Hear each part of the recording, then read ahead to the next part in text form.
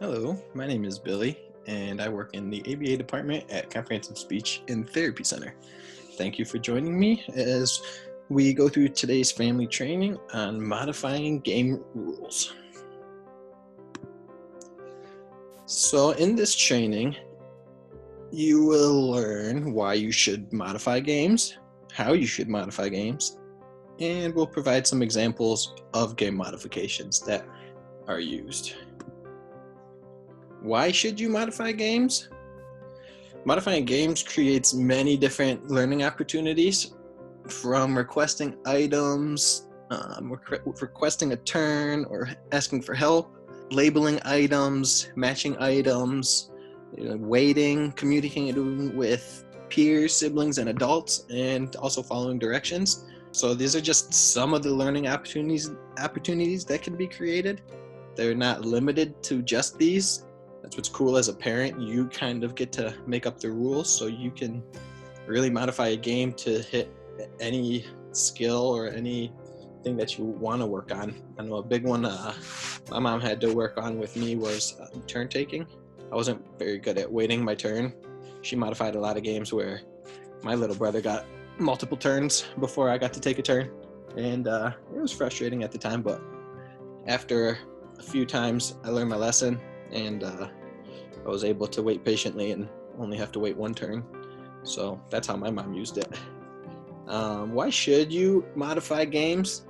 It allows children of varying abilities to play games. You can tailor games to focus on areas that the child struggles with or in areas of strength. You can use materials you already have in your home, school, or clinic.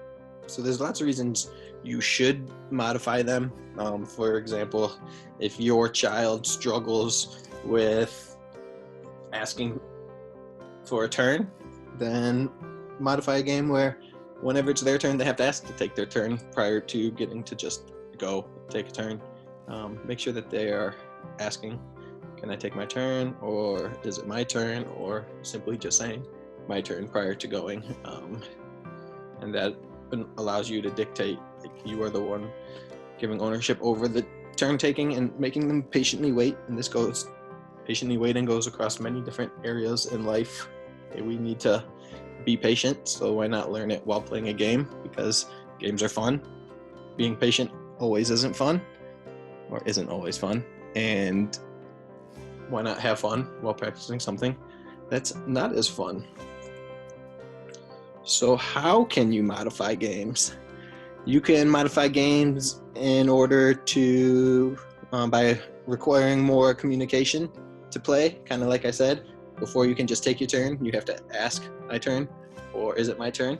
You can take portions of a game out, like if it's too difficult or too confusing, or if it's just another level of the game that is kind of unnecessary to play the game. Take that out, and then that makes the game a little bit more simple. Allowed to take more turns. Games like Monopoly, for example, is a little hard to play, but it's also very long to play, so maybe take a couple turns in a row. Maybe allow additional support with reading materials, so it might take a little bit more time, but if a game has cards or something involved, maybe make the cards in more child-friendly language or just easier vocabulary. That's just another example. Or shorten the length of the game. Like I said, some games are really long. Make them shorter so it doesn't take sitting for 20 minutes, 30 minutes in order to complete one game. I know I can't sit for more than 20 minutes at a time, and I'm almost 30 years old, so put yourself in our kids' shoes. Even playing games is hard to sit there that long. So make the game short.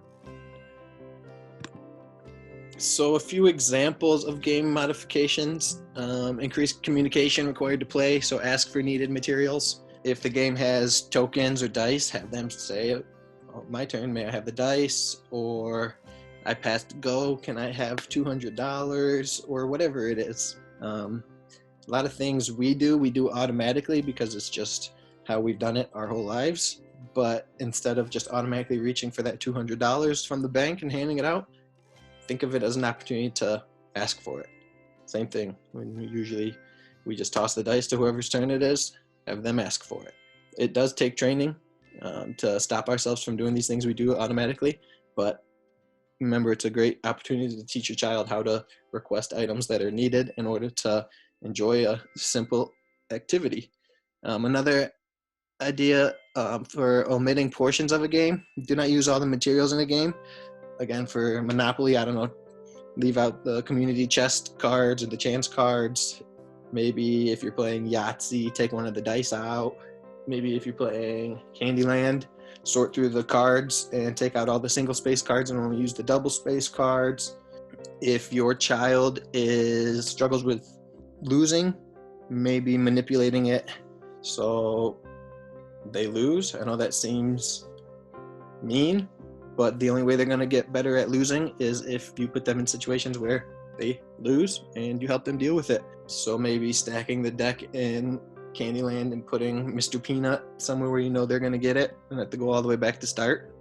I know it might end up causing a behavior, but again, that's part of the game. It may happen by chance some other time, so why not prepare them by putting them in that situation so that they're able to deal with it next time. I know it's not fun to be stuck on Mr. Peanut, but it happens in the game, so we have to be okay with it. That's just a few examples that I have. There's many other ways that you can modify nearly any game out there. It'd be tough to find a game that you can't modify. I'm sure it's out there. Tic-tac-toe. Can't modify tic-tac-toe, I don't think. You can make it more accessible, but in terms of modifying game rules, that's not possible. But aside from that, you can almost modify any game. I hope this helps you think of different ways to modify some other games that you play regularly in your home.